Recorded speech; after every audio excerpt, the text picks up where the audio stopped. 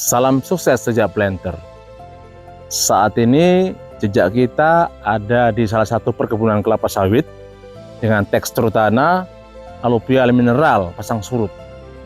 Jadi berdasarkan informasi dari BMKG bahwa pada tahun 2026 ini akan terjadi bahaya El Nino yang sangat ekstrim. Ya. Jadi intensitas levelnya itu moderat sampai dengan kuat. Jadi El Nino ini akan terjadi mulai bulan Juni. Jadi kemaraunya mungkin akan terjadi di bulan Agustus 2026 sampai dengan 2027 bulan Maret atau sampai dengan bulan Mei. Jadi El Nino ini biasanya terjadi selama 3-7 tahun akan berulang. Pertanyaannya adalah, apa itu El Nino? Jadi sedikit kita jelaskan pengertian tentang El Nino. Jadi El Nino itu adalah penurunan suhu di permukaan air laut Pasifik Tengah. Jadi hal ini akan mengakibatkan berdampak terhadap curah hujan yang ada di Indonesia. Jadi dia akan mengalami drop 40 sampai dengan 70%. Dan ini akan terjadi cukup lama, sekitar 4 sampai dengan 8 bulan. Jadi prediksinya adalah El Nino yang akan terjadi tahun ini itu akan lebih panjang, lebih panas, dan lebih kering. Berikut dampak dari El Nino. Yang pertama adalah permukaan muka air itu akan terlalu turun dengan cepat. Dan ini akan mengakibatkan tanaman kekeringan dan akan mati. Di samping itu juga akan menimbulkan bahaya pirit, terutama areal-areal yang pasang surut dan banyak mengandung pirit.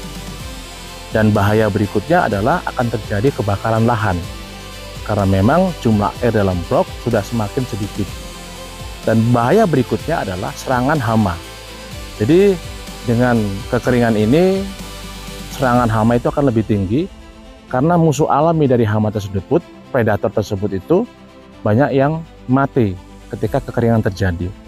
Bisa juga penyakit dari Ganoderma juga akan menyerang tanaman karena dengan retakan-retakan tanah karena kekeringan tadi membuat peluang akar semakin terbuka dan mengakibatkan bibit dari Ganoderma ini bisa menyerang.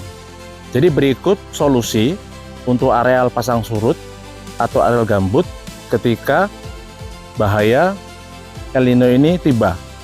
Jadi langkah yang paling tepat adalah dengan menggunakan water management system, ya, di mana kita menjaga ya pengendalian atau pengolahan air supaya paras permukaannya tetap terjaga. Jadi berikut kita akan tunjukkan salah satu alat untuk menghitung atau melihat level air dalam kanal atau parit, ya. Jadi nama alat ini adalah measuring tool, ya. Jadi di sini ada skala-skala. Ini 0 sampai 40 diwarnai biru, ini artinya air berlebih. Warna 40 dengan warna 60 ini ya sebetulnya paras yang kita harapkan. Dan ini adalah paras 60 sampai 100. Ini paras yang kita hindarkan.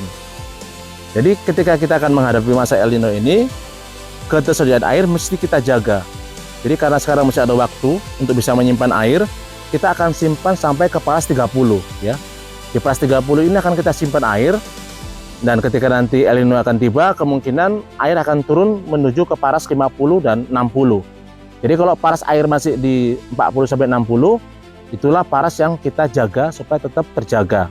Jangan sampai nanti ketika musim kemarau, paras air itu melebihi dari 60 sampai ke 100.